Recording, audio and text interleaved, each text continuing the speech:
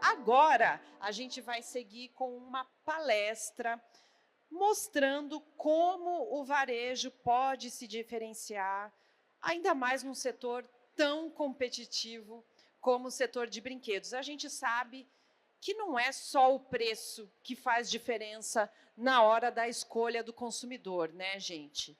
Gestão eficiente, processos bem definidos, um posicionamento estratégico, tudo isso é muito importante para os resultados. Para falar sobre esse assunto, a gente convidou a sócia-diretora da Santos Consultores Associados. Vamos receber, então, aqui na nossa Arena Abrim Talks, a Andréia Santos. Andréia, seja bem-vinda. Andréia, muito bom receber você aqui com esse assunto que com certeza vai trazer muitos insights aqui para a nossa plateia. Muito obrigada. O palco agora é seu. Boa tarde. É uma satisfação realmente esse convite, poder compartilhar um pouco do meu conhecimento.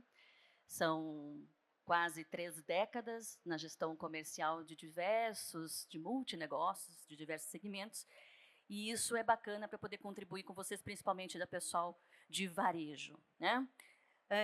Quando falamos em competitividade, quase sempre a primeira variável que vem à nossa mente é preço, né?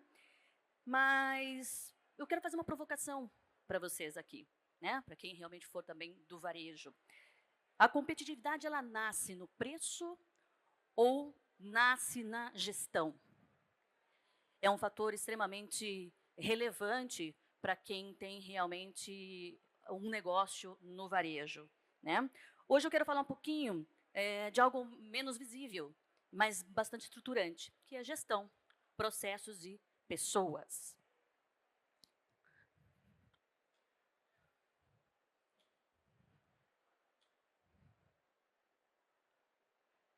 Deixa eu me acertar aqui com o...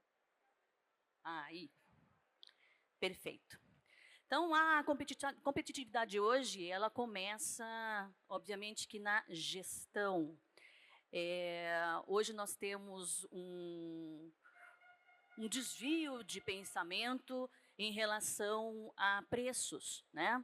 A gente sabe que tem esse agravante, mas uma empresa bem estruturada, bem organizada, ela não fica refém do preço, né? Então, toda a parte de estrutura de competitividade fica, fica a cargo realmente de uma boa gestão. Hoje a indústria brasileira é forte, sabemos disso, né? 10,2 bilhões em 2024, mais de 36% de crescimento desde 2020, mais de 44 mil empregos diretos. Nós conhecemos esses dados, muitos dos que estão aqui, eu tenho certeza que conhecem esses dados. Mas a pergunta que fica é, a equipe conhece? Porque a equipe ela precisa estar muito a par de todo essas informações e esses dados para que ela se sinta realmente segura e inserida dentro do mercado em que ela está atuante, né? Uma equipe informada gera autoridade, né? E a autoridade é imprescindível hoje dentro de um estabelecimento que quer se reforçar dentro do mercado, né? A equipe consciente gera pertencimento. É muito importante que a equipe se sinta integrada nesse negócio, porque uma vez que ela se sinta integrada, participante, que ela se sinta confortável, dominando aquele produto e aquele universo, não só o produto, o segmento em si, esses dados que nós tanto falamos e que tanto trazemos para nós, para o nosso dia a dia, para a nossa cadeira de gestor, a equipe ela tem que ter grande parte desses dados como informação, para que ela se sinta pertencente àquele mercado e pertencente àquele processo de vendas e de gestão.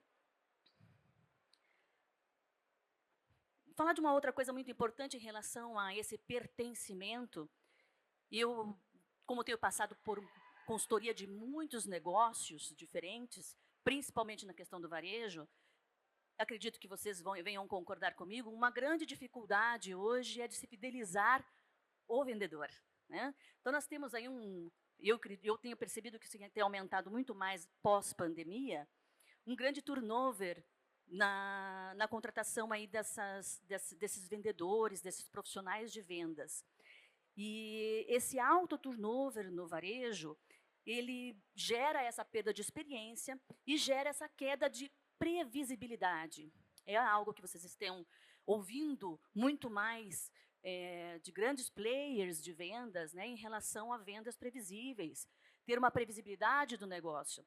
Essa previsibilidade, ela começa na fidelização do cliente interno. E para fidelizar esse cliente interno, que são os nossos colaboradores, há apenas, inclusive, vou aproveitar o gancho dos colegas que estiveram aqui antes palestrando, essa fidelização ela vem da informação, de inserir esses profissionais dados e conhecimentos importantes sobre esse negócio. E aí, então, a gente evita aí a queda dessa previsibilidade. Já faz bastante tempo que reter talentos não é só uma tarefa do RH. Ela faz parte aí de uma gestão estratégica. Então, reter talentos é hoje algo que não fica só reservado de responsabilidade do RH. Então, ela faz parte de todo o planejamento da gestão estratégica do nosso negócio, né? Com processos estruturados, com cultura forte. E essa cultura faz parte desse profissional se sentir pertencente. E se sentir pertencente da organização, da companhia, da loja, é importante que não é fazer com que ele se sinta feliz, única e exclusivamente feliz, alegre, né, dando liberdades de horários, não é isso, né? Esse pertencimento é inserir ele dentro dos planejamentos, dos dados, dos gráficos, dos objetivos que a empresa quer alcançar. Para que consigamos cobrar metas, nós precisamos demonstrar a esses profissionais por que queremos chegar lá, qual o caminho que vamos traçar juntos. E ele precisa se sentir pertencido, inclusive, nesse planejamento. E contribuir, obviamente, se sentir contribuinte para esse processo. Vamos falar um pouquinho, e é um gancho também que já foi falado aqui bastante na conversa anterior, que é um gancho, inclusive, da inclusão, e isso aqui vai talvez agregar a esse detalhe, que é a questão da experiência, que a experiência fideliza. Hoje nós sabemos, e essa feira está maravilhosa, inclusive para a gente poder exemplificar isso, sabemos que não basta simplesmente termos produtos legais, bacanas, inovadores na prateleira. Hoje o nosso cliente busca por uma experiência muito agradável no ambiente em que ele está ingressando. Então, esse tem sido um grande diferencial em muitos pontos de varejo. Ah, mas nós estamos falando de competitividade. Sim, nem sempre está no preço, está na experiência. Eu vou falar para vocês aqui um case pessoal. Eu estive com o meu filhinho, quando foi fazer aniversário de 3 anos, nós fomos a Nova York e tivemos que desenhar aquele roteiro de Nova York para caber uma criança de 3 anos nesse roteiro. E nós fizemos um planejamento muito bacana, nós não conhecíamos, planejamos algo que fosse de acordo com a idade dele, e foi uma surpresa super agradável. Mas para entender, para fazer sentido o que estou falando existem 2 grandes lojas em Nova York, a Fall Shores e a Toys R Us, quem já foi ou já pesquisou deve conhecê-las bem, que oferecem muito mais do que simplesmente venda de brinquedos. Então, na Fall Shores, por exemplo, você é aquela famosa que tem o piano de piso, em que as crianças tocam o piano com os pés, né? Inclusive os adultos, viramos crianças e ficamos saltitando por aquele piano da loja, que gera uma experiência inacreditável. E é uma loja de brinquedos. Isso te impulsiona a fazer uma aquisição, a fazer uma compra, sem olhar o preço. A experiência te impulsiona a fazer uma compra pela experiência, pela agradabilidade da experiência, de todo aquele ambiente e a experiência vivida naquele momento. A Toys R Us, ela tem, em plena Nova York, próxima a Times Square, uma grande roda gigante dentro da loja. Nós não estamos falando para que, obviamente, vocês montem uma roda gigante dentro da loja. Mas a ideia da experiência do cliente faz com que ele não observe o preço. A experiência cria valor nos produtos. Não é? O valor percebido reduz a guerra de preço. Então, isso é preciso ser percebível dentro do ambiente do varejo, dentro da sua loja. Gestão, processos, pessoas, né? Quando nós não temos isso muito bem desenhado, muito bem estruturado dentro dos nossos estabelecimentos, toda e qualquer desculpa vira muleta.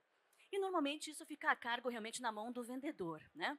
Quando vamos cobrá-los de algum retorno, alguns combinados superficiais, é sempre a mesma desculpa para a grande maioria, é o preço. Mas o nosso valor está muito caro, mas o nosso concorrente está fazendo por tanto.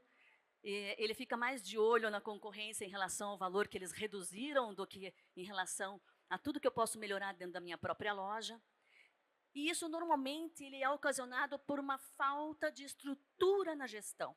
Às vezes tem uma gestão básica, mas não tem uma gestão estruturada para que nós venhamos a diminuir a competitividade em relação à concorrência. A estrutura não nasce do improviso, né? Nenhuma estrutura nasce do improviso. Às vezes, quando temos o ímpeto de abrir um negócio, por um feeling muito grande, por um amor àquele negócio, por sabermos que há um grande potencial de fazermos excelentes negócios com essa loja que vamos abrir, a gente acaba abrindo, vamos fazendo e vamos acontecendo durante o processo. Mas, em determinado momento, é essencial que nós nos estruturemos. Não dá para ficar no vamos ver, na loucura, no achismo, por muito tempo. Em determinado momento, vai se sentir falta de alguma coisa. Quanto mais nós vamos postergando essa estruturação, mais difícil vai ser de enxergar, porque os cenários vão ficando mais caóticos, né? Então, a estrutura não nasce do improviso, ela nasce de métodos. Vamos falar um pouquinho de ISO 9001, né? O que é ISO 9001? É uma norma internacional que faz toda essa estrutura, né? Ela especifica os requisitos de todos os processos da sua empresa. Então, do foco do cliente, do gerenciamento de relacionamento com o cliente, abordagens de processos, e entre outros tantos itens de vantagem que tem aqui, até realmente a melhoria contínua, né? A ISO 9001, ela é uma ferramenta tanto para o varejo, mas principalmente para a área aqui, para quem estiver aqui da área da indústria, imprescindível para que você consiga estruturar todos os seus processos de todos os seus setores. Então, a ISO 9000 ela não é burocracia, né? Ela é uma estratégia de estruturação do seu negócio. Por que eu falo isso? Porque é uma norma que ajuda vocês, tanto na estrutura de processos de todos os setores internos, mas, obviamente, também com o olhar, obviamente, a ISO 9001 especificamente, na satisfação do cliente. E isso ajuda não só na gestão, na parte da liderança, como, obviamente, ela reflete em todo o seu departamento de atendimento ao cliente comercial, tá? É uma organização estratégica, ela traz clareza de processos, traz indicadores definidos e a melhoria contínua, que não é para agora, é para sempre, né? Empresa organizada compete melhor. Empresa certificada sustenta esse crescimento. Então, por isso que nós falamos muito de que não é apenas... Vamos esquecer um pouquinho a certificação e vamos pensar na gestão do processo, né? Então, olha, eu ainda não estou pensando, ou a minha empresa não está vislumbrando uma certificação internacional. Isso não impede e que, com base em uma norma, com base em uma ISO 9001, nós não consigamos fazer com que a sua empresa caminhe e faça seus processos com base nessa norma. E isso vai trazer muita consciência e muita estrutura. Vai fazer com que o lojista ou a indústria consiga entender o momento e o cenário da sua empresa em todos os seus setores, que às vezes um impacta no outro, ok?